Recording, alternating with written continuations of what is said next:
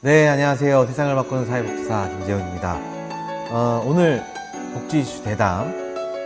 오늘 주제는 연금개혁 2탄입니다. 1탄에서 함께 하셨던 오원호 박사님 모시고 이야기 해보고자 합니다. 박사님 안녕하세요. 예, 안녕하세요. 잘 지내셨나요? 예, 잘 지냈습니다. 오늘 박사님 모신 이유 잘 아시겠죠? 드디어 정부가 연금개혁안을 공개했습니다. 예. 일단 단일안을 냈다는 사실에 저는 칭찬해주고 싶어요. 예. 일단 진도를 좀 정리해 보겠습니다. 지난 4월에 국회 공론화위원회 의제수기단이 연금개혁에 대해 두 가지 안, 예. 편하게는 소득보장안과 재정안정안 이렇게 그 두 가지 안을 제시했었고 500명의 시민대표단이 4차례 토론 진행했고 소득보장안에 이제 다수의 지지를 보냈습니다.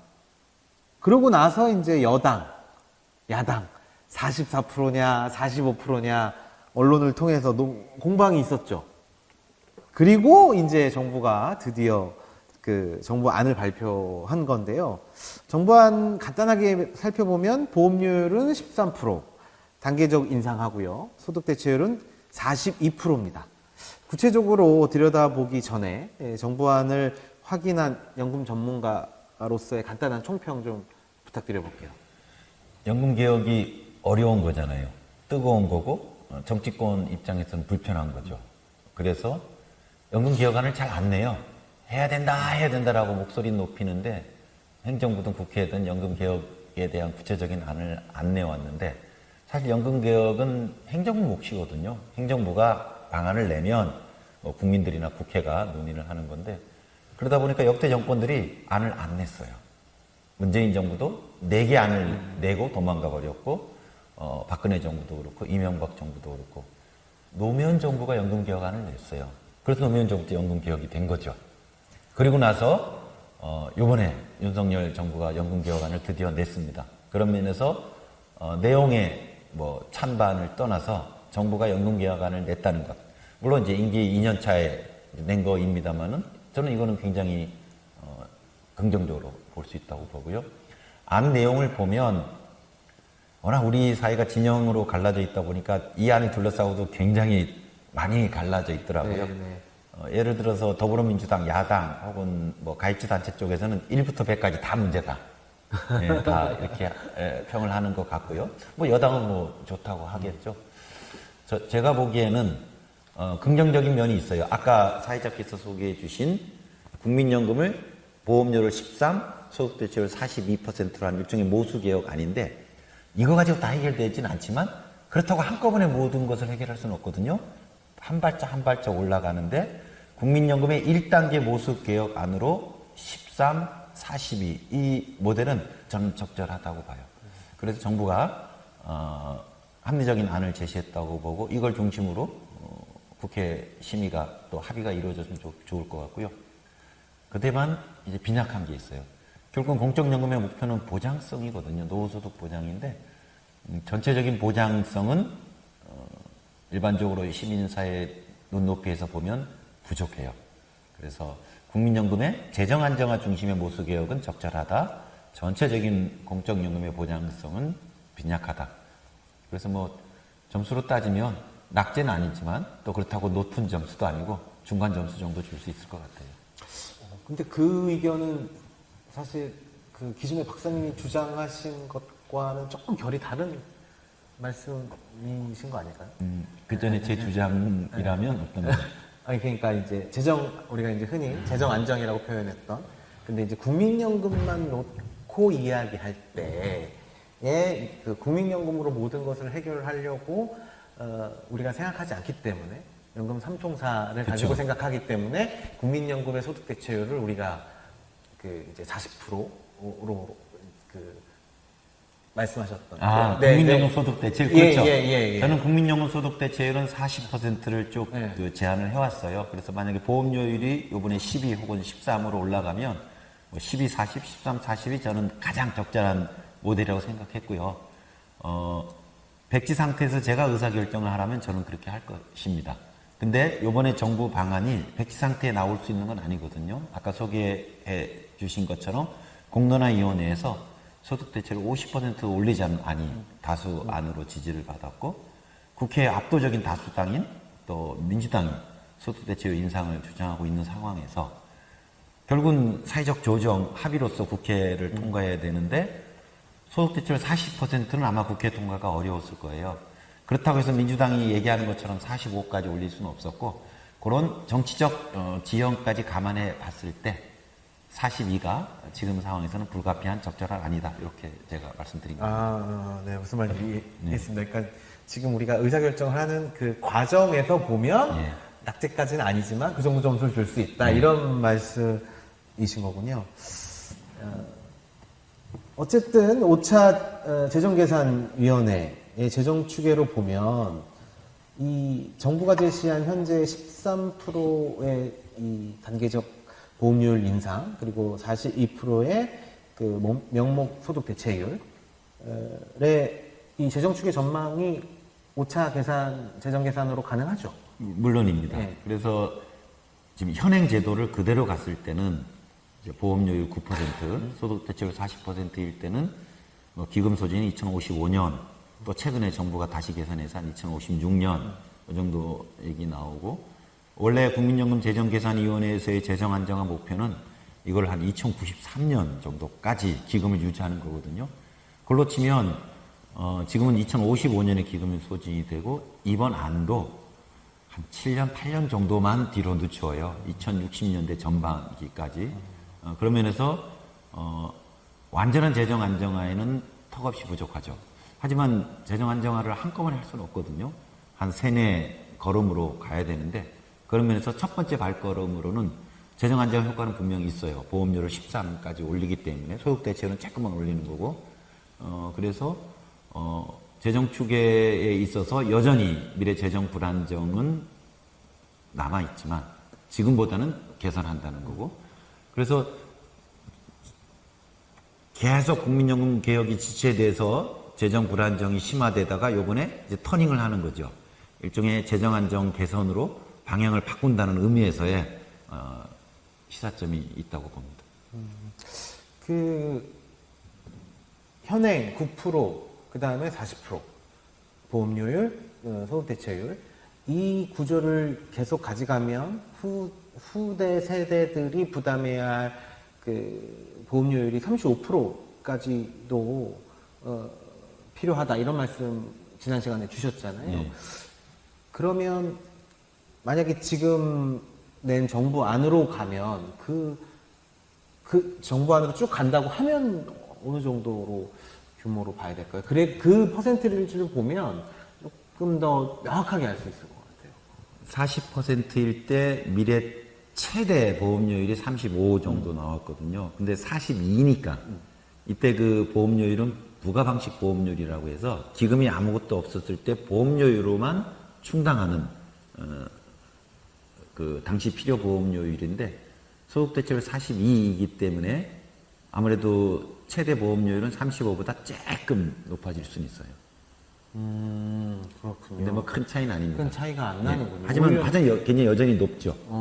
그렇군요. 저는 어쨌든 그 보험료율을 올리고 있고, 그 다음에 올리는 범위가 좀 더 크니까 이것이 조금 개선될 거라고 생각을 직관적으로 했는데 사실 그렇지는 않군요. 그러니까 그게 그 최대 보험료율 35%라는 건 이제 기금이 모두 없었을 때 당시 보험료로만 충당했을 때의 필요 보험료율이거든요. 그러니까 당시는 기금이 없는 거예요. 그렇죠. 그래서 40% 급여를 주다가 42%의 급여를 충당하려다 보니까 기금은 아무것도 없고 그러니까 전체 보험료의 액수는 높아지는 거죠. 조금 높아지게 됩니다. 그러면 그 금액의 규모도 혹시 우리가 추정해 볼 수 있나요? 그러니까 35%를 부담해야 된다라고 특정해서 가정하면 우리가 그 개혁을 이루지 않으면 국가가 부담해야 되는 그렇죠. 조세로 부담해야 되는 그러니까 그 금액의 규모가 어느 당시에 정도인가? 절대 금액을 얘기하기는 어렵고요. 경 단위가 나올 수도 있겠죠. 몇천 조가 나올 수 있을 거기 때문에 당시 수치는 경상 금액이라서 조금 제시하기가 적절치는 않고 수치의 의미가 없죠. 경상 금액이니까 이제 인플레이션이 그렇죠, 계속 그렇죠, 진행되는 네. 거니까. 그래서 당의 GDP 기준으로 그게 어느 정도 되냐 이렇게 얘기하거든요. 현행 제도에서는 최대 그 보험료 수입에 비해서 지출이 더 많았을 때 그게 적자인데 당의 적자가 GDP 7% 나온다고 봤거든요. 지금 13%로 올려도 필요한 보험료에는 많이 부족하기 때문에 거의 6%대 GDP 적자가 예상이 되죠. 근데 문제는 이제 그때는 한 2080년이기 때문에 요번에 13% 올렸지만 이게 계속 여기서 멈추는 건 아니거든요. 앞으로 좀 이제 다른 종합적인 연금 개혁을 할 거니까. 하지만 그냥 상징적으로 다른 변화가 없다면 뭐 보험료율로는 한 35% 조금 넘는 금액, 당의 수지 적자로는 GDP 한 6%제 정도의 후세대 부담이 여전히 예상은 됩니다. 그래서 앞으로 연속 개혁의 길을 밟아가야 돼요. 정말 그러니까 저는 물론 수치하긴 되게 어려울 거라는 저도 생각이 듭니다. 근데 GDP 6%의 적자라고 하는 건 정말 규모가 어마어마한 수준이라고 생각이 듭니다. 그래서 보험료를 더 올려가야 돼요. 예. 어쨌든 그럼에도 불구하고 저 역시도 정부가 단일안을 냈다는 것, 그리고 그 아니라고 하는 것이 나름 의미가 있다라는 것은 저도 동의하고 칭찬하고 싶습니다. 아까 과정 말씀해 주셨는데요. 어쨌든 시민대표단이 이 소득보장안을 선택했고, 또 여당 야당도 44%, 45% 이런 얘기를 했단 말이에요. 근데 정부는 그 누구의 말도 따르지 않았어요. 독고다이처럼 딱 42%. 예. 아까 말씀 주시긴 했는데 불가피한 측면이 있었을 거다. 그러니까 42%가 가지는 의미가 정부는 40%를 마음에 두고 있었고요. 민주당은 뭐 44%, 45% 주장하니까 그게 중간이구나. 적절한 절충점으로서의 42%구나라고 볼 수도 있고요. 그런 의미에서의 정치적 조정도 있고 약간 연금 제도에서의 논리적인 근거가 있어요. 그건 뭐냐면 2007년 노무현 정부 때 연금 개혁을 하면서 당시 국민연금 소득 대체율 60%를 40%로 낮추기로 했는데 단박에 낮추는 게 아니고요. 이듬해인 2008년에 60을 50으로 10%포인트 낮추고 나머지 10%는 20년 기간에 걸쳐서 낮추기로 했어요. 그래서 0.5씩 계속 떨어져서 4년이 더 지난 2028년에 비로소 40이 되는 거예요. 올해 42예요. 그래서 요 42% 올해 기준에서 멈추자. 이런 취지가 있는 겁니다. 이걸 43까지 올리면 노무현 정부에서 단계적인 하향 이행 경로를 걸어가고 있었던 것도 있었던 거고, 이것도 사실 그 시점에서 굉장히 중요한 역사적 타협이잖아요. 그 역사적 타협이 시간표에 따라 이루어지고 있었는데 이거를 다시 더 올려버리면, 그러니까 42에서 43이 돼버리면 이건 진짜 되돌려버리는 꼴이 돼요. 그래서 지금 수점에서 그냥 멈춘다. 되올리진 않고, 그래서 기존의 역사적인 연금 개혁의 이행 경로를 그나마 그래도 밟는 거다라는 명분을 갖는 거예요. 그래서 42가 단순하게 숫자 가운데라는 게 아니고 연금 개혁의 집행 과정에서의 예측 가능성, 신뢰성 뭐 이런 걸 감안한 거였고, 그런 면에서 42는 지금 시점에서는 적절하다고 볼 수 있어요. 그러니까요. 올해가 딱 그 42%가 되는 네. 해. 그러니까 저도 이 42%라는 숫자가 이 시민대표단의 의견도, 여당 야당의 어떤 의견도 따르지 않는 정부의 굉장히 뭔가 일방적인 수치처럼 이해가 되면서도 나름 굉장히 합리적인 수치가 예, 아닌가라고 생각이 들었습니다. 이 명목 소득 대체율에 대해서는 뭐 정치권이든 혹은 시민사회든 전문가든 여러 의견들이 있긴 하지만 이 13%에 대한 의견은 없는 것 같아요. 다행히 사실 13%까지 올릴 수 있을까 1단계에서 좀 가능할까 그랬는데 여야가 지난 4월 달에 5월 달에 거의 13으로 합의를 했어요. 그래서 그러다 보니까 보험료율 13에 대해서는 다른 비판은 별로 없는 것 같아요. 그래서 굉장히 큰 숙제가 사실상 풀린 거죠. 그러니까요. 보험료를 올리는 건 사실 굉장히 고통스러운 일인데 어쨌든 여러 가지 수기 토론들, 논쟁들 이런 것들을 통해서 보험료를 올리는 것에 대한 사회적 합의는 이미 끝났다. 그것이 13%가 적정하냐, 뭐 이건 떠나서. 예? 뭐 끝났다라고 얘기하기는 좀 과도하지만 이제 뭐 야당이나 가입자단체에서는 그 13%가 소득 대체율을 상당히 올리는 조건하에서 13이다. 요새 이런 말씀도 하시고 계셔서. 하지만 저도 뭐 사실상 13%의 사회적 합의는 이루어진 게 아닌가라고 저도 생각은 합니다. 정부안을 좀 구체적으로 좀 들여다 보려고 합니다. 몇 가지 이슈들이 있어요. 첫 번째는 세대별로 보험료 인상 속도를 차등화하겠다. 이런 내용이 있어요. 네. 제목만 보면 합리적인 것 같다라고 생각하는 분들이 계실 것 같아요. 일단 어떠신가요? 완전히 의견이 갈리고 있죠. 적절하다는 의견도 있고 세대 갈라치기다 이런 의견도 있는데, 세대 갈라치기라고 지적하시는 분들은 뭐 야당이나 가입자단체 쪽인데, 왜 연령대별로 보험료를 차별하느냐, 중장년이라고 왜 차별하느냐 그런 거고, 얼핏 들으면 일리가 있거든요. 보험료율을 차등 적용하는 게 그게 공평하지 않을 수 있죠. 그리고 세계적으로도 거의 없어요. 이례적으로 이런 대부분 다 같은 정률에 9%면 9%, 15%면 정률인데, 요번에 결과적으로는 다 13%로 가요. 하지만 13% 가는 속도를 20대는 천천히, 50대는 빨리 가는, 그러니까 사실은 이제 차등 속도인 건데, 하여튼 빨리 인상시키면 더 많이 빨리 내게 되겠죠. 그럼 왜 이렇게 차등을 하느냐? 차별이다 라고 지적하시는 쪽이 있고요. 거꾸로 현행 제도에서 연령대별 국민연금 부담과 혜택에서 격차, 형평성이 깨져 있다 보니까 거꾸로 50대, 40대는 그 전에 가입해가지고 높은 소득 대체율을 적용받고 보험료도 9%로 낮은 거였잖아요. 그러니까 좀 덜 내고 더 많이 받는 거였고, 지금 20대는 이제 앞으로 9%, 13%더 올라갈 예정이에요. 아주 오랜 기간 동안 높은 보험료를 앞으로 감당해야 되고, 소득 대체율은 이제 42 혹은 뭐 40으로 떨어져 있어요. 그래서 앞 세대, 앞 연령대에 비해서 훨씬 더 많이 낼 것이고 받는 건 적어요. 그러니까 같은 가입 세대 안에 고연령대와 저연령대 사이에서의 국민연금 기여와 혜택에서의 형평성 문제가 존재하는 거예요. 격차가 존재하는 거예요. 그래서 그거를 좀 줄여보는 거죠. 그러니까 우리가 사회정책에서도 굉장히 적극적인 차별이 있잖아요. 여성들에게 더 많은 인센티브를 준다는 게 그게 과연 차별이냐? 그렇지 않거든요.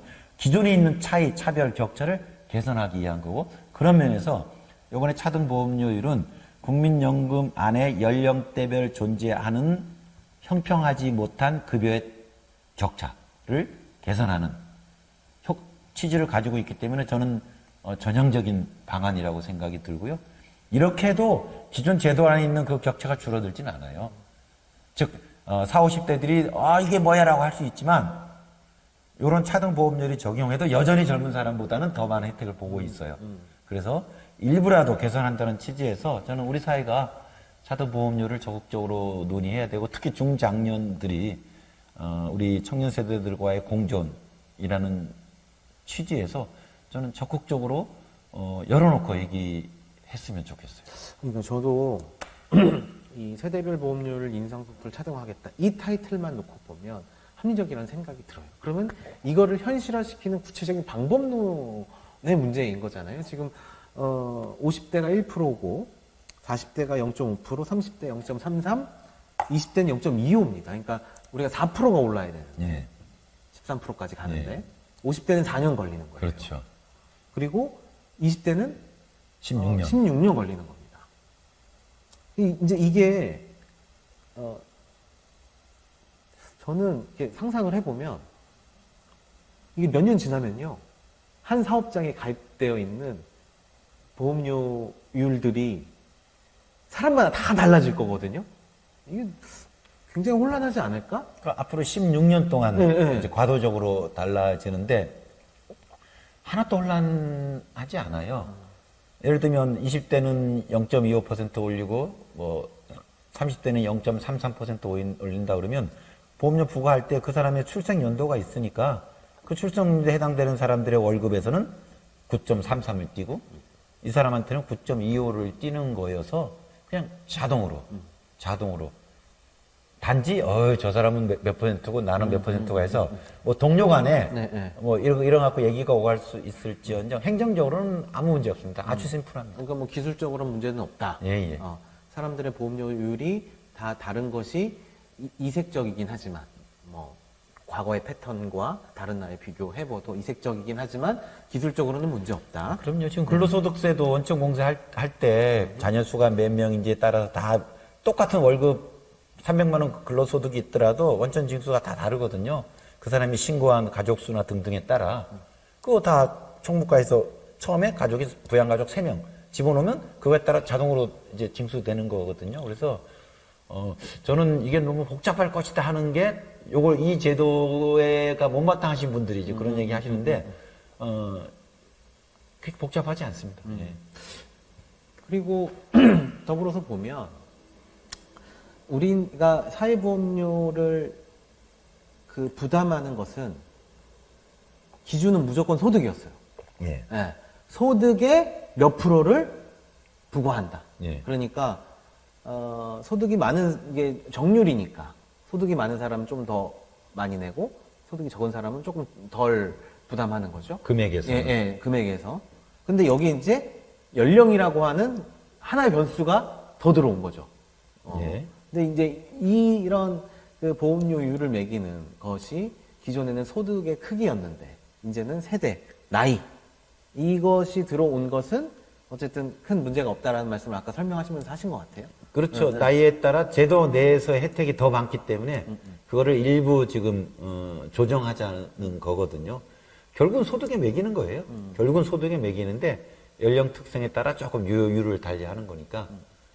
그래서 뭐 지금 사회자께서 하신 것처럼 소득에만 매겨야 되지 왜 연령을 기초로 하느냐라는 건 연령에 따른 우리 안에 제도 안에서의 불합리성이 있었기 때문에 그걸 조정하는 거거든요.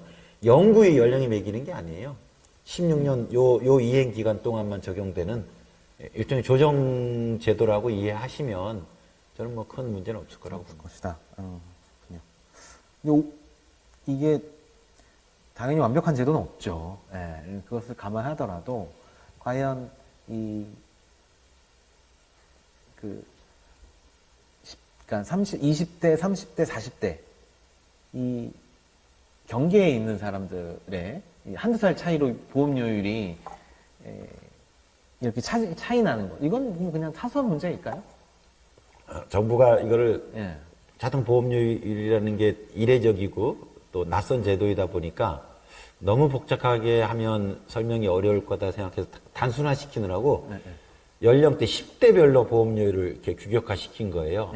20대는 0.25씩만 오르고 이렇게 했는데 너무 단순화시키다 보니까 그 안에 제도 설계에 있어서의 틈이 생겨버린 거예요. 그래서 언론에도 많이 보도됐는데 지금 29세와 30세 한 살 차이인데 혹은 뭐 12월 31일 하고 1월 1일 태어났으면 하루 사이인데도 불구하고 지금 정부 방안에 따르면 보험료의 납부액이 좀 크게 차이가 나버리는 거거든요. 그쵸. 30살과 31살은 큰 차이가 안 나는데 29과 30살은 차이가 나버리면 보험료 인상이라는 게 완만하게 가야 돼. 여기서 툭툭 이렇게 되면 여기가 문제가 생기는 거거든요. 굳이 얘기하면 설계를 잘못한 거죠. 거의 너무 단순하게 하려다 보니까 설계를 잘못한 거고 16년 동안 0.25%가 계속 차이 나는 수준이 될 수도 있는 거잖아요. 그죠? 아니 하여튼 좀 복잡한데 한 살 차이 경계에 있는 쪽에서만 그게 생기는데 정부가 단순화 하려다 보니까 제 생각에는 정부가 미처 놓친 것 같아요. 놓친 것 같고 이미 뭐 언론에도 많이 보도되고 해서 저기 설계도를 조금 바꾸면 돼요. 아주 어려운 문제 아닙니다. 그래서 20대, 30대 올라갈 때는 0.25가 아니고 0.33을 적용하도록 그 계산 산식 하나를 바꾸게 되면 툭 튀는 게 아니고 완만하게 가서 경계 연령대에서의 형평성 문제 지금 정부 안에서는 존재해요. 네. 그리고 정부도 알고 있어요. 알고 있고 정부도 그런 문제가 존재하니 국회 심의 과정에서 보완해야기를 바란다 얘기했고요. 그래서 그거는 정확한 지적이시고 경계 연령대의 문제 존재하고 그러니까 설계도가 완벽하지 않았어요. 보완 가능합니다. 보완하면 됩니다. 보완 문제. 재정 추계는 뭐 아까 제가 13%, 42%이 정부안의 재정 추계 어떻게 되는지 5차 재정계산위원회의 그 분석에 따르면 이렇게 보험료율 인상의 속도가 연령별로 차이가 두게 되면 재정 계산 다시 필요해야 되는 거 아닌가요? 아니, 재정 계산은 언제든지 할 수 있죠. 예, 예. 하고 이제 정부 방안이 나오면 또 연령대별로 차등 보험료 이러니까 5년 후에 보험료 구조, 10년 후에 보험료 구조가 다를 거잖아요. 그리고 그거를 반영해서 이제 뭐 70년 재정 계산을 하게 됩니다. 하면 돼요. 아까 말씀하셨던 것과는 큰 차이가 없을 걸까요? 그러니까 단박에 똑같이 13%를 올리는 거하고 차등을 올리는 거하고 50대 방식으로 단박에 올리면 이쪽 재정 안정화 효과가 클 것이고 20대 방식으로 단박에 올리면 좀 늦추겠죠. 그래서 그만큼의 속도 차이는 날 텐데 큰 차이, 이건 조금 명분이에요. 젊은 세대들이 앞 연령대에 비해서 너무 과도하게 부담을 받고 급여는 적으니 조금 중장년들이 먼저 빨리 내서 조금 기여를 더 하자. 그래서 청년들이 이 연금제도 개혁에 많이 동의할 수 있도록 하자라는 그런 좀 상징적인 그 제안이지 이것 자체가 그렇게 큰 영향을 주지 못해요. 전체 재정에는. 그런 내용 혹은 좀 구체적으로 들여봐야 될 내용이 자동조정 장치예요. 생소한 개념입니다. 우리나라에서는 한 번도 이런 자동조정 장치라는 것이 이렇게 언론이나 뭐를 통해서 이렇게 회자되지 않았었던 걸로 저는 기억하거든요. 지난번 저희가 그 연금개혁 관련해서 이야기할 때 국민연금은 상시개혁이다 이런 이야기를 했었잖아요. 그냥 말 그대로만 들으면 이 상시개혁이라는 것이 제도화되는 것이다라고 생각하는 분들도 있을 것 같아요. 설명을 좀 해주시겠어요? 연금에 굉장히 중요한 영향을 미치는 변수가 인구거든요. 인구 규모. 그런데 우리나라뿐만 아니라 전 세계적으로 인구 구조가 바뀌고 있거든요. 그러니까 연금제도는 그 인구 구조를 반영해서 또 개혁을 해야 되겠죠. 그래서 항상 연금제도를 둘러싼 환경이 빠르게 변하고 있기 때문에 연금제도 계속 개혁을 해야 되는 거고, 그래서 연금개혁은 특히 21세기의 연속개혁의 운명을 가지고 있다라고 얘기하는 거고, 그 연속개혁이 앞으로 개혁을 하는 방식에 있어 두 가지가 있을 수 있어요. 제도를 바꾸는 거니까 항상 의사결정이 필요하잖아요. 그래서 국회에 개정안을 제출해가지고 여야가 합의해서 개정하는 경우도 있고요. 근데 서구에서 이렇게 하려다 보니까 너무 정치적 비용이 많이 드는 거예요. 주로 집권당이 연금개혁의 책임을 가지고 있어요. 그 연금개혁을 내는데 인구 환경은 연금제도에 불리하게 바뀌고 있거든요. 낸 사람은 줄어들고 받는 사람은 많아지니까. 그러니까 집권당마다 연금개혁안을 낼 때마다 매를 맞는 거예요. 국민들로부터. 그래서 보수당이 내면 보수당이 매를 맞고, 또 진보적 정당이 내면 진보적 정당이 매를 맞아. 왜? 두 정당은 국정 운영에 책임이 있다 보니까 공식적인 재정 계산을 하면 미래 지속 가능성을 위해서는 급여를 깎든지 보험료를 올리든지 국민들이 싫어하는 재정 개편안이 도출될 수밖에 없거든요. 그리고 정부는 그걸 내는 거예요. 그러다 보니까 이제 두 양당이 그렇게 하지 말자. 왜냐하면 거기는 보안관을 집권을 하니까 특별한 정강 정책의 차이, 연금제도에 대한 철학과 가치의 차이로 인해서 정책에 반영되는 것들은 그건 국회에서 자신들이 이제 줄달리기를 해야 되겠지만, 인구 구조라는 객관적 변수에 의해서 연금제도가 바뀔 수밖에 없는 거. 그러면 굉장히 노인이 많아지면 어떻게든 뭐 급여 조정이 필요하잖아요. 보수당 정권이 들어오든 진보당 정권이 들어오든 이렇게 두 가지 경제 상황의 변화, 인구 구조의 변화에 의거해서 이게 연금제도에 영향을 미치는 것은 국회로 가지 말고 자동 조정하는 시스템을 만들어 놓는 거예요. 그래서 생각해 봤더니 앞으로 몇 년간 우리가 예상했던 것보다 기대 여명, 오래 사는 수명이 더 길어지네? 수명이 더 길어지면 어떻게 돼요? 지출이 늘어나잖아요. 그러면 25년 지급할 걸 30년 지급해야 되니까 같은 금액으로 30년을 충당하려면 25년 예상으로 주었던 연금액보다 금액을 줄여야 되겠죠. 혹은 65세부터 주기로 했는데 67세부터 줘야 재정 안정화가 이루어지겠죠. 이런 것처럼 수급 개시령을 뒤로 늦추든지 금액을 낮추든지 이런 방안이 불가피하게 필요한데 이걸 굳이 국회에 가지 말고 수명이 길어진 만큼 자동으로 수치 조정을 하는 거고 임금 상승률이 소득이 낮아지면 경제 성장률이 낮아지면 소득이 낮아지니까 가입자들이 내는 보험료도 줄어들 거잖아요. 그만큼 또 자동 조정하게 하는 이런 식으로 경제와 인구의 변화를 자동으로 연금 개혁에 반영하는 시스템들을 도입하기 시작한 거예요. 그리고 몇몇 나라에서 시작했더니 어머 이게 효과가 있네? 그래갖고 지금은 OECD 국가 38개국 중에 24개, 3분의 2가 도입됐어요. 우리는 도입하진 않았고 그만큼 효용성이 있는 거죠. 그래서 이번에 정부도 우리도 그거 하자. 특히 우리나라는 다른 나라에 비해서 훨씬 재정 안정화에 대한 절박성이 있으니까 그래서 이번 연금 개혁안에 그거를 포함시켰어요. 그럼 이제 어쨌든 자동 조정 장치라고 하는 것도 그 이제 말만 들으면 굉장히 의미 있어 보이거든요. 근데 이걸 어떻게 구체화할 거냐 당연히 그거의 차이가 있을 거라는 생각이 들어요. 근데 그 정부가 시뮬레이션을 3가지를 그 보건복지부에서 설명을 했거든요. 첫 번째는 수입이 급여를 초과하는 36년에 자동 조정 장치 발동.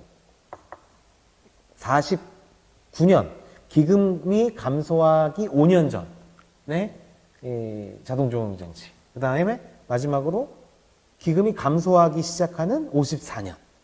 이렇게 3가지 시뮬레이션을 했어요. 그러면 이 시뮬레이션이 지금 박사님 말씀하신 그 인구 변수,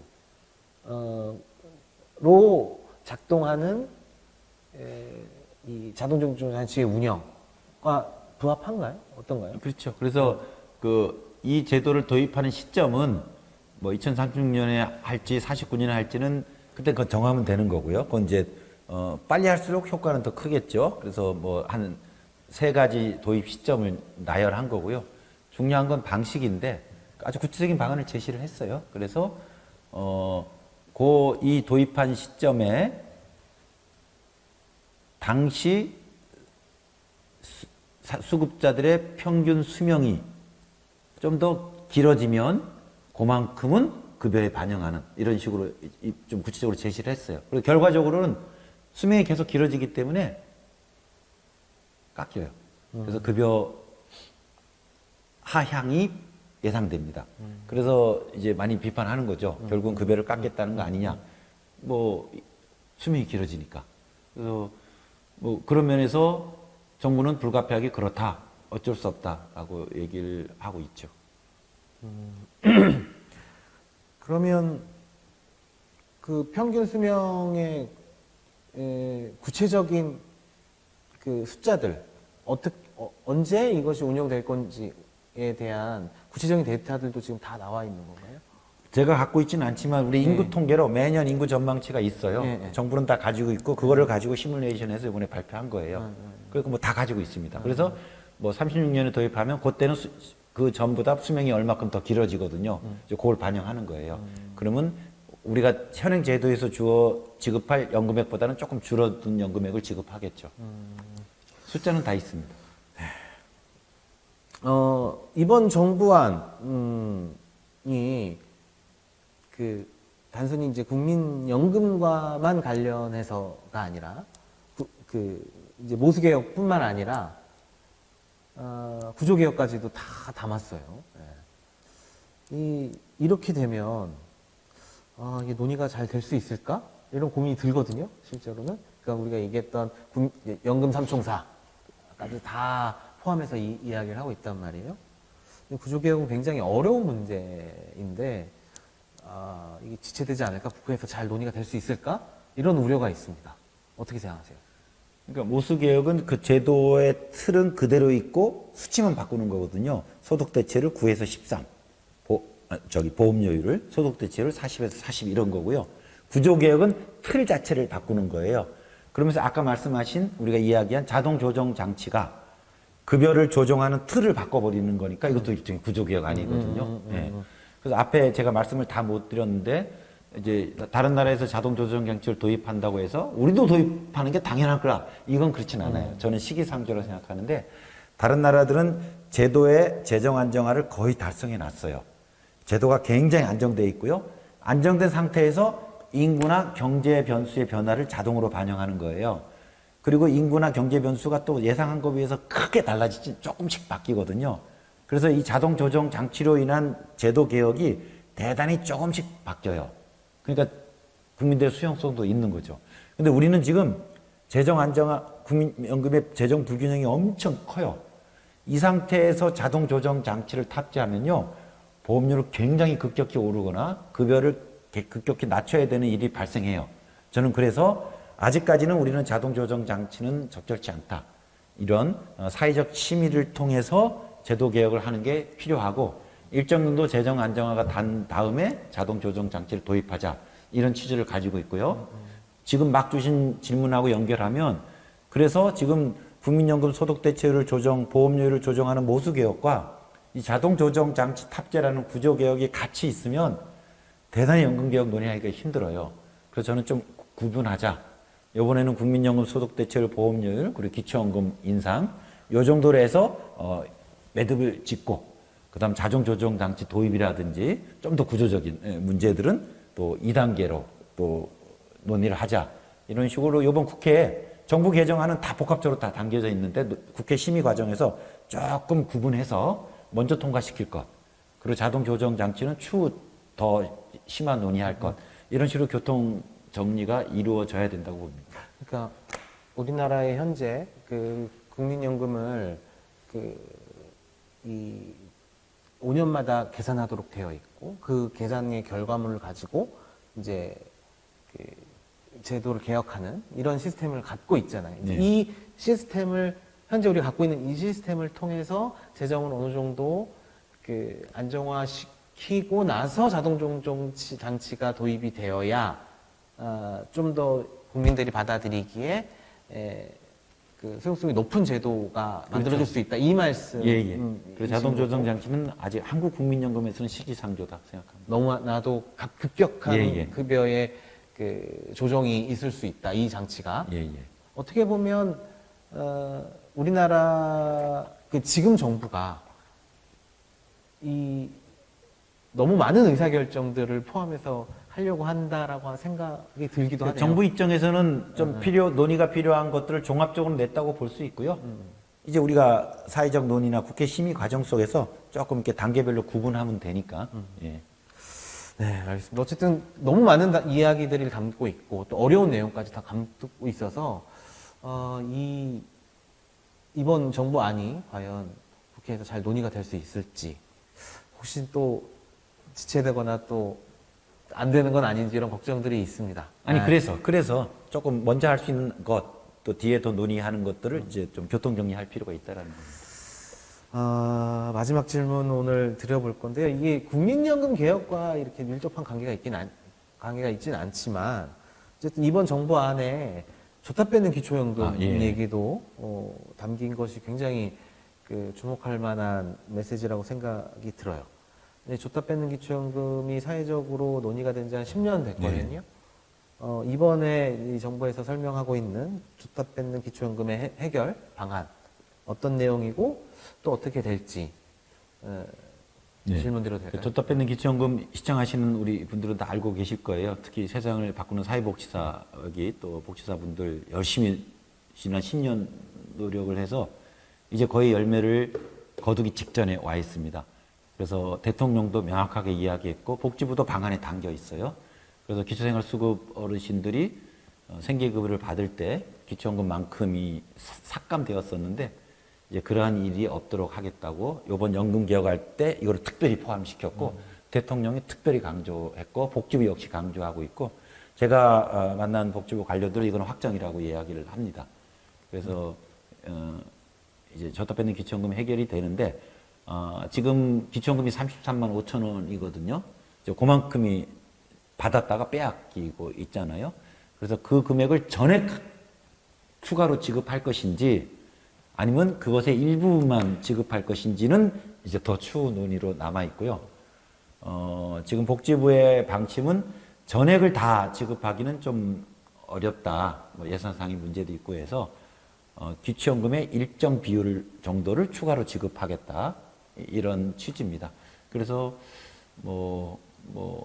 기초연금의 50% 혹은 뭐 30% 아마 그 사이 내에서 국회 논의가 이루어지지 않을까 생각합니다. 하지만 일단은 정부가 2026년에 이걸 시행하겠다고 얘기를 해서 2026년에 하여튼에 지금까지 풀리지 않았던 줬다 뺏는 기초연금 문제가 개선되는 건 분명합니다.